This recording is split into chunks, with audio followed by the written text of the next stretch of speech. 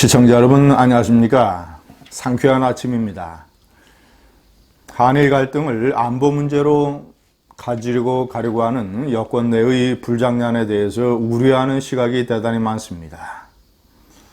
지소미아 한일 군사정보보호협정이 파기 여부를 결정하는 시한은 8월 24일입니다. 지금 정부의 고위 당국자들의 이 말이 달라지는 것을 보면 이 정부가 실제로 이 카드를 만지작거리고 있다는 것을 알 수 있습니다. 그런데 오늘 아침 조선일보에서 미국 랜드 연구소의 브루스 베넷 연구원과의 인터뷰를 실었습니다. 그런데 그 내용이 상당히 심각하고, 그리고 미국 내에서 이런 지소미아 문제에 관해서 어떤 우려를 가지고 있는가, 이런 상황을 잘 알 수 있는 내용이기 때문에 제가 소개를 해드리려고 합니다. 이 브루스 베넷 연구원 자체가 한국을 120번이나 다녀간 이 한국 사정을 꿰고 있는 대표적인 랜드 연구소의 연구원입니다.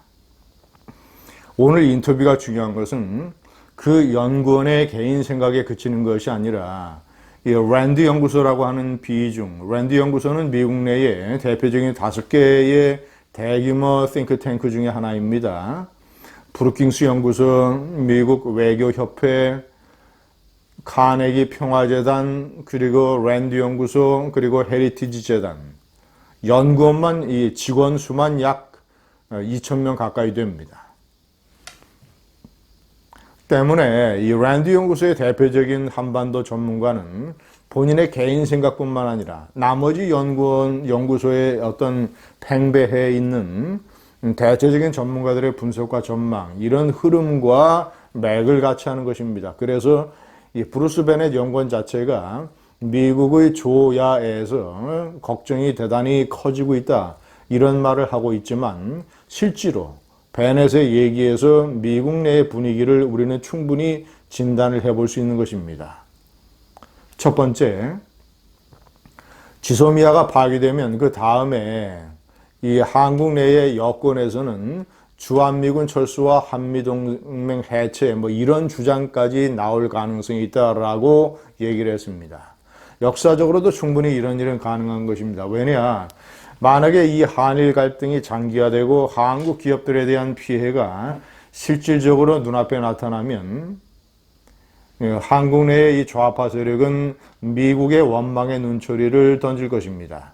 미국이 충분히 중재할 수 있는데, 미국이 일본에 압력을 넣을 수 있는데, 그런 역할을 미국이 포기하고 미국이 이 상황을 즐기고 있다, 이런 식의 논리가 개진이 되면 반일 운동이 반미 운동으로 번질 가능성이 큽니다. 더군다나 지금 현재 오늘 에스퍼 신임 미국 국방장관이 내한합니다마는 미국 측의 트럼프가 한국에 요구하고 있는 내년도 방위비 분담금이 48억 달러입니다.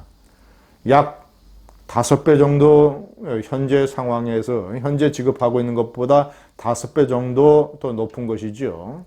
이 방위비 분담금 약 5조가 넘습니다. 물론 협상 결과 그보다 훨씬 낮은 정도의 액수로 타결될 가능성이 크지요. 그러나 어쨌거나 하여튼 방위비 분담을 둘러싼 한미 간의 갈등, 두 번째는 미국이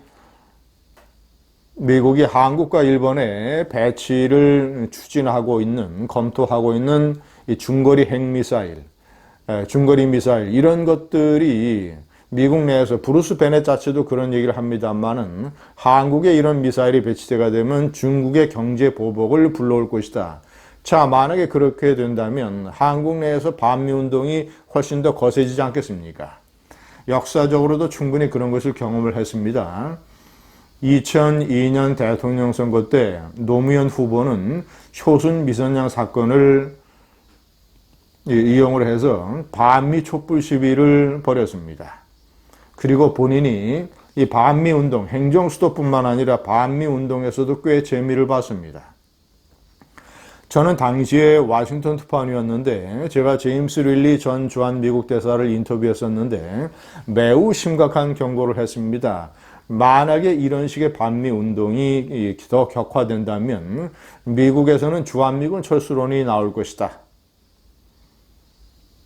이런 상황, 그래서 그런 역사적인 경험으로 봤을 때 이 첫 번째의 가능성은 충분히 높은 것이다. 만약에 한국의 좌파 세력 내에서 반일이 반미로 이어져서 주한미군 철수 내지는 뭐 이런 한미동맹 파기 이런 주장이 거세게 나온다면 두 번째, 최소한 미군의 즉각적인 철수는 몰라도 미군의 대폭 감축 이런 것은 트럼프 대통령이 충분히 받을 수 있는 카드다라는 주장을 브루스 베넷은 하고 있습니다.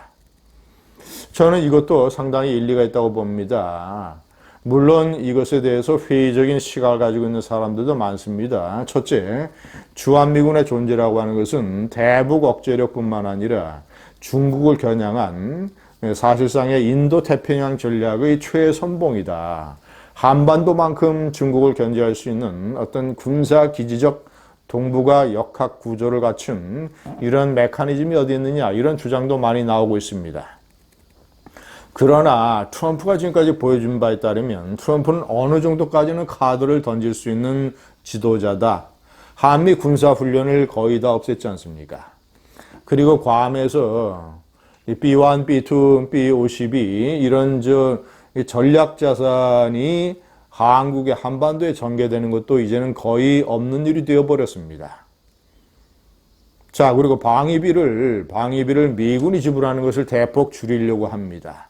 자, 그렇다면 비록 평택 미군 기지가 새로 만들어졌고 이것이 이 해외에 주둔하는 최대의 미군 기지라는 그런 측면이 있지만 그런 것과 아랑곳하지 않고 28,000명의 주한 미군을 상당 부분 규모를 줄일 수 있다.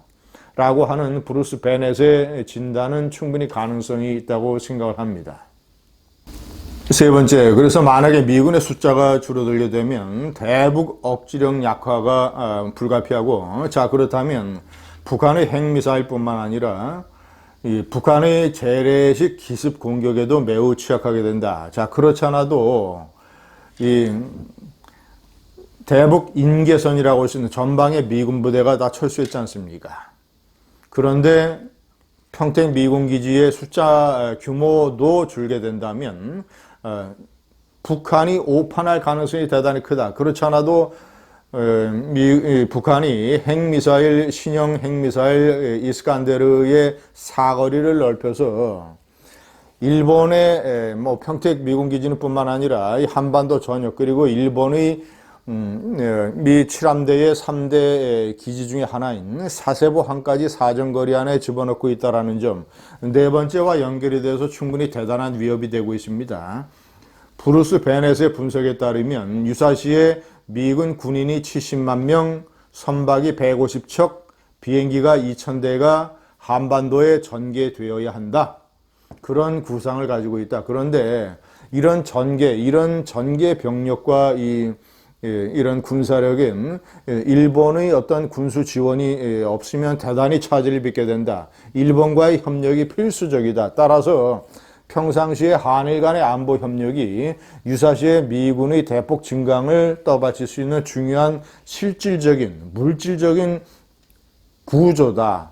그런데 만약에 지소미아가 파기되고 한일 간의 안보 협력이 근본이 흔들리게 된다면 미군이 일본을 통해서 이런 대규모의 한반도 전개 병력에 받을 수 있는 군수 지원에 엄청난 차질이 빚어지게 된다.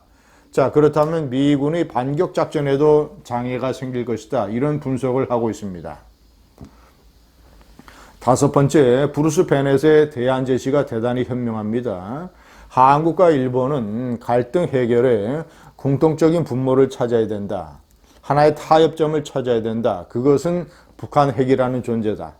북한이 이미 30 내지 60기의 핵탄두를 가지고 있다. 그것이 만약에 한두 발이라도 서울 상공에서 터지게 된다면 정말이지 끔찍한 재앙이 발생을 하게 되고, 자, 이런 것을 막기 위해서 북한의 핵이라고 하는 것은 한국뿐만 아니라 일본에게도 공통적인 위협이 되기 때문에 우리가 북한의 핵이라는 문제를 해결하기 위해서 손을 잡자. 이런 경제 갈등, 역사 갈등은 이제 덮고 해결할 수 있는 제3의 활로가 북한 핵이라는 존재다. 이것이 브루스 베넷의 해결책 제안입니다. 시청자 여러분, 지금 더불어민주당 이 여권 내에서는 안보 문제로 이 불장난을 이어가려고 하는 이런 움직임이 많습니다. 이 최재성 의원이 위원장을 맡고 있는 이 일본의 경제 침략에 대한 대책특별위원회의 외교안보분과위원장을 맡고 있는 사람이 김병기 의원입니다.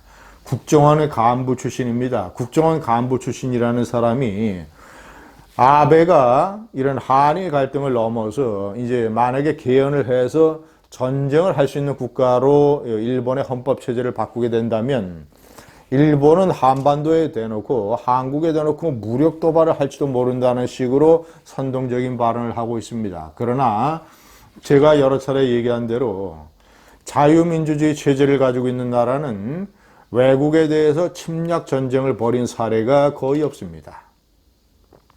침략 전쟁, 방어 전쟁이 아니라 2차 세계대전에 이 독일의 나치, 그 다음에 이탈리아의 무솔리니 파시스트, 그리고 일본의 군국주의, 전부 다 자유민주 체제와는 180도 다른 전체주의 체제였습니다. 베트남 전쟁을 일으킨 호치민의 사회주의 체제 마찬가지입니다. 한국 전쟁을 일으킨 김일성의 공산주의 집단.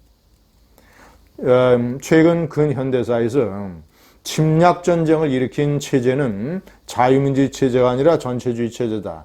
일본이 우리에게 대단히 고마운 이웃이 되는 것은 자유민주주의 체제라고 하는 것입니다.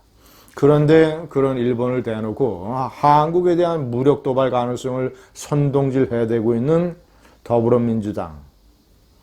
브루스 베넷의 이 심각한 경고를 공부하기 바랍니다. 감사합니다.